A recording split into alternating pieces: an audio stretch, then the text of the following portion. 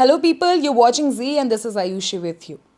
31 years का experience और 20,000 से ज़्यादा सक्सेसफुल सर्जरीज के साथ doctor Sanjay Kumar Srivastava in the field of orthopaedics and joint replacement की फील्ड के एक बड़ा नाम है। इन्होंने Belgium, USA, UK, Germany and many more countries में जाकर के ट्रेनिंग ली और अब इंडिया में वो टॉप टेक्निक्स एंड इनोवेशन को इस फील्ड में इम्प्लीमेंट कर रहे हैं।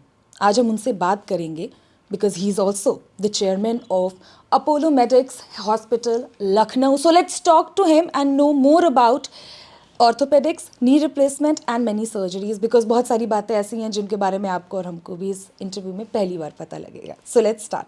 Sir, welcome to the show. Sir, 31 years ये छोटा नंबर नहीं है। इतने लंबे समय से आप ऑर्थोपेडिक्स और मेडिकल फील्ड में हैं for knee replacement, joint replacement. आपको अपने करियर के बारे में अभी तक सबसे ज़्यादा रिवार्डिंग चीज़ क्या लगती है? डू यू फील कि this is the biggest achievement the moment I am here, since the moment I am here?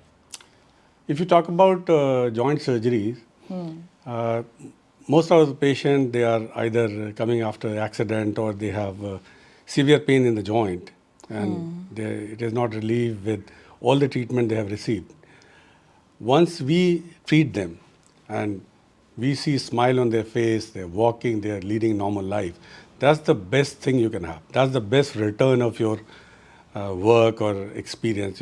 You really feel elated. Every patient gives me that pleasure, and that's the beauty of my field. Yes, sir. This is the best thing about being a doctor too. Yeah. True. Sir, जब हम बात करते हैं this innovations in the field, तो sir मुझे आपसे ये जानना है कि जो इस समय हमारी टेक्नोलॉजी है, which is modern technology for knee replacement and आपकी सर्जरीज के लिए, how it is different from traditional things, because in a layman languages हमें नहीं पता. Only you can say the difference. Now we are doing, I must say, total knee replacement is there for last almost more than 50 years. And it is developing day by day.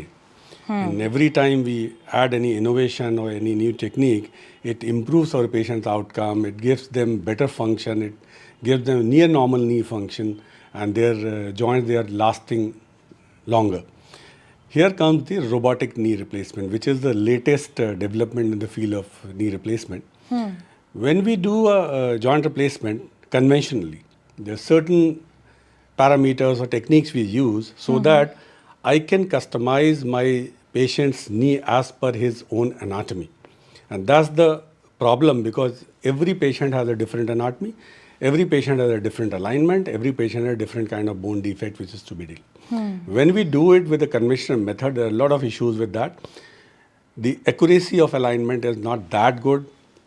There are certain post-operative complications which takes, it's more painful, recovery is slower, and the longevity or the how long that knee is going to last is not to our expectation. So here comes the robotic. It gives very accurate alignment to our patient's body. Once a knee is well aligned, just like your car tire. If your car tire is well aligned, it will run better and it will last longer. So that's what happens. And it reduces the complications, certain complications which are part and parcel of the knee replacement surgery. The post-operative complications are less, patients are moving faster, recovering faster, less blood loss, less pain. So all patients, they go happy.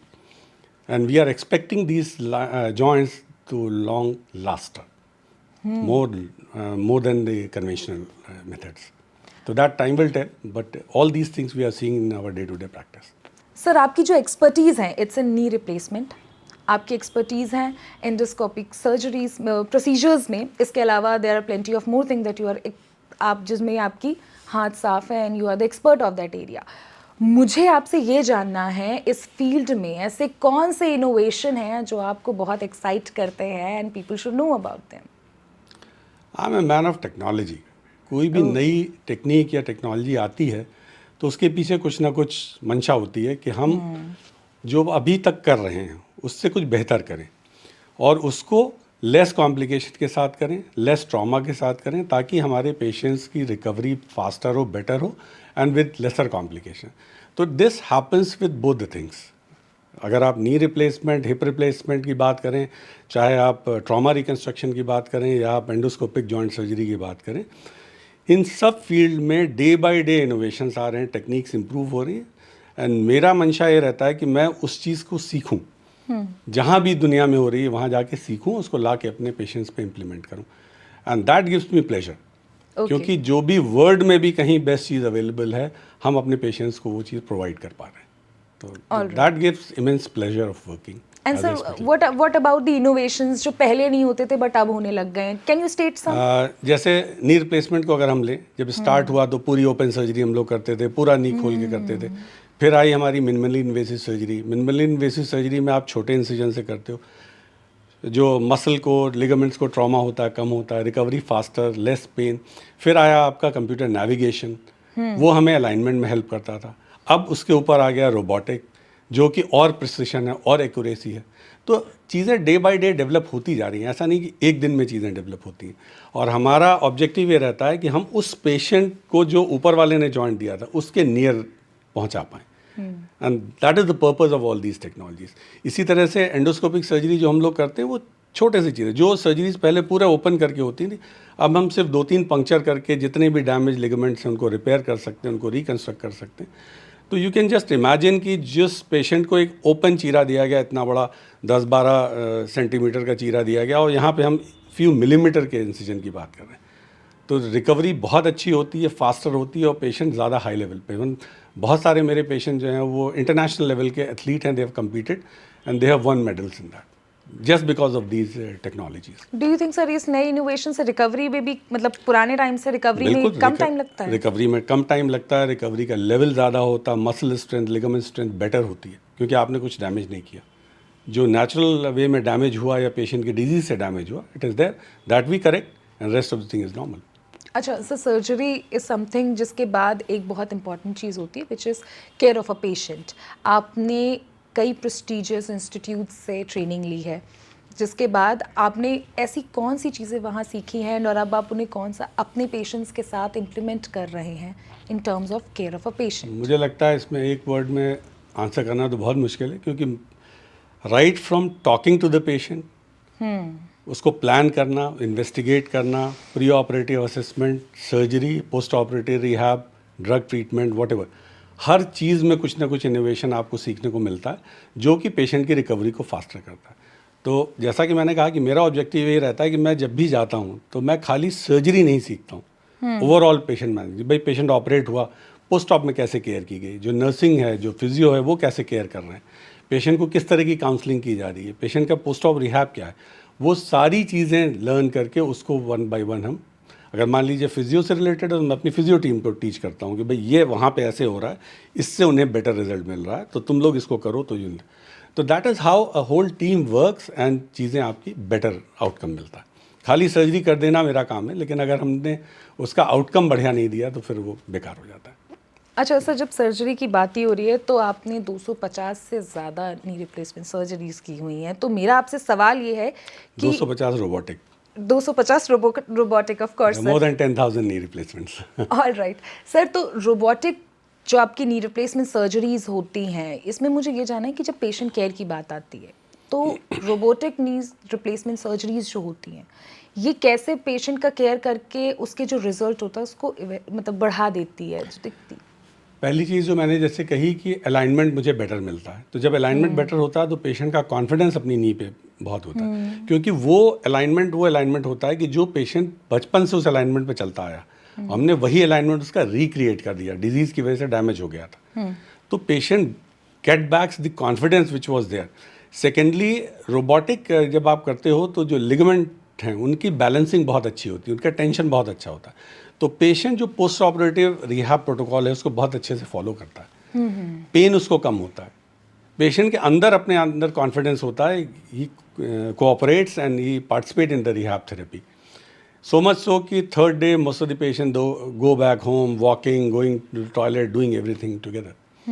तो that's the beauty of the alignment.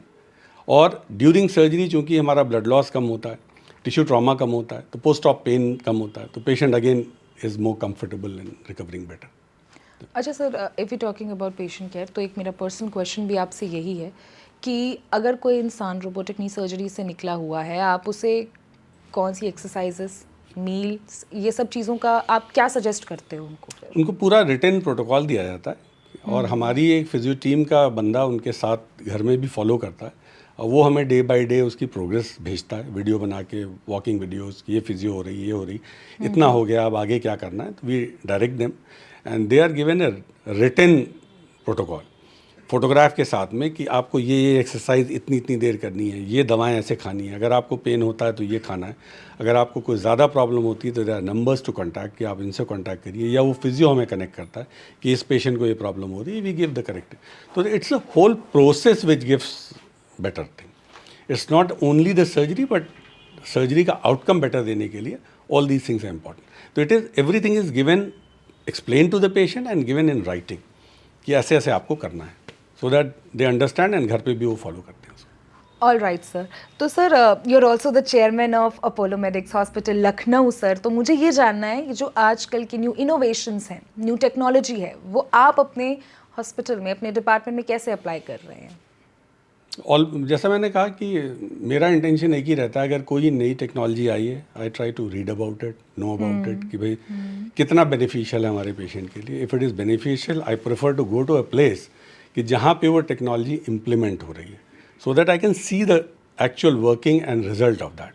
Then I get myself train, come back and try to train my team, because I have a whole team of orthopedic surgeons. It's not possible to perform these surgeries single-handedly.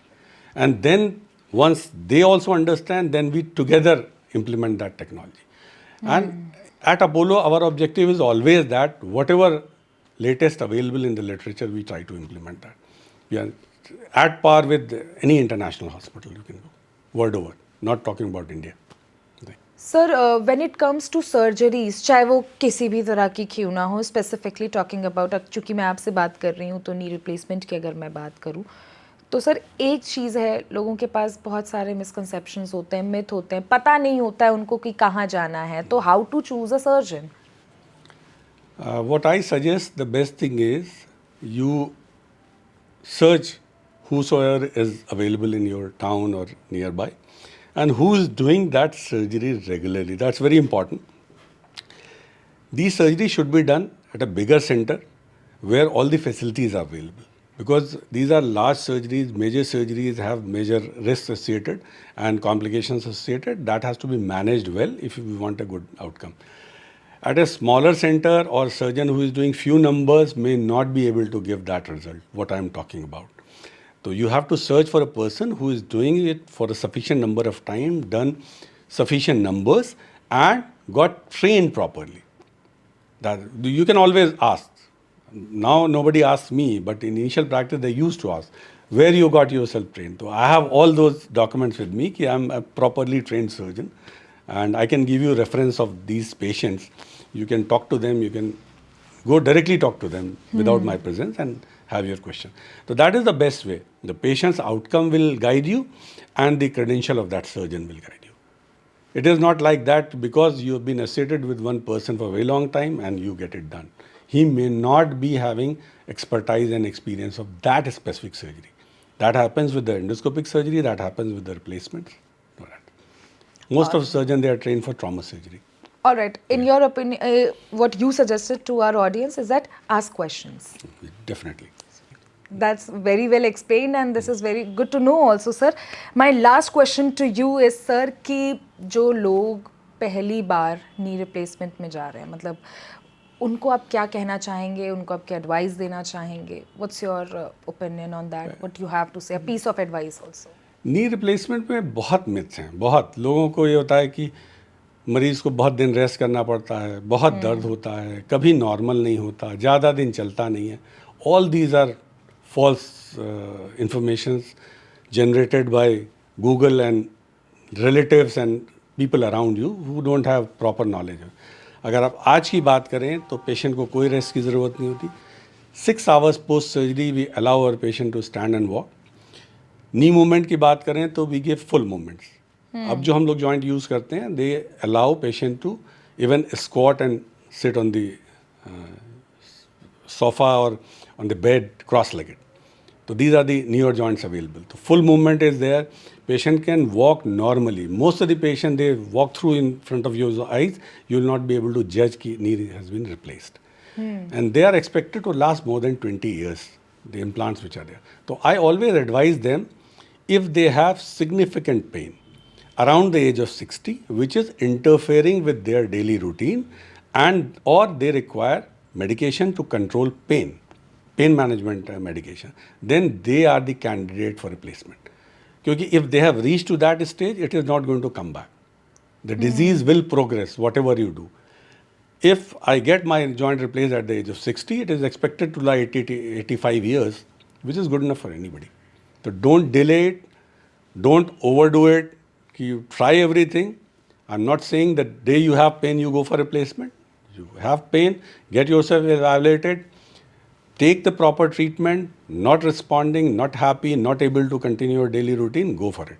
It's one of the safest surgery in today's scenario, if properly done, properly evaluated at a good center, and it has got very minimal complication rate. Right? So don't run away from the surgery, but definitely there is an indication, it has to be decided by a specialist. Alright sir, अभी आपने, I know I said this is the last question, but since you gave answer तो मेरे दिमाग में एक सवाल आया. आपके हिसाब से कौन से पेशेंट्स हैं जिनको आप बोलोगे कि they are ideal for knee replacement? उसके बारे में थोड़ा सा ब्रीफली बता दीजिए, क्योंकि हमारे बहुत सारे व्यूअर्स ऐसे हैं जो कि लोगों के साथ प्रॉब्लम्स होती हैं, बट उन्हें पहचानने में वो इतना लेट कर देते हैं कि तब तक प्रॉब्लम बहुत बढ़ चुकी होती है. बढ़ चुकी होती है, वो सर्जरी को कॉम्प्लिकेट कर देती है, फिर उस जॉइंट की लाइफ कम होती है और पेशेंट को उतना अच्छा आउटकम नहीं मिलता. As I said before also, any patient who is having significant pain and disability which is affecting daily life, daily routine work करने में आपको या तो आप अपनी एक्टिविटी कट डाउन कर देते हो, या फिर आप पेन किलर्स लेते हो, दवाएं लेते हो और उससे कंटिन्यू करते हो. This is not to be done. वो दवाएं आपको हार्म करेंगी. आप जैसे डिले करोगे, जॉइंट और डैमेज होगा, सर्जरी कॉम्प्लेक्स होगी और फिर आपको उतना अच्छा आउटकम नहीं मिलेगा. तो anybody around the age of 60, significant pain affecting their daily routine life और requiring regular medication is a classical indication for surgery. They should go for that. दूसरा एक दिमाग में लोगों के रहता है कि जब तक चल रहे हैं चला लो, जब चल नहीं पाएंगे तब. That is a very wrong notion. जब आप चल नहीं पाओगे तब हम भी आपको उतना अच्छा नहीं चला पाएंगे जितना हम पहले चला सकते हैं. I can give you an number of patient, more than 20 years they are walking on their joint and absolutely happy and no issues till date. Day before yesterday I was at airport and I met one of my patient I operated 18 years back, and she was there to hello to me कि I'm okay, I don't have any issue. आपको बहुत अच्छा लगता है. Yeah, that's the biggest reward you can get.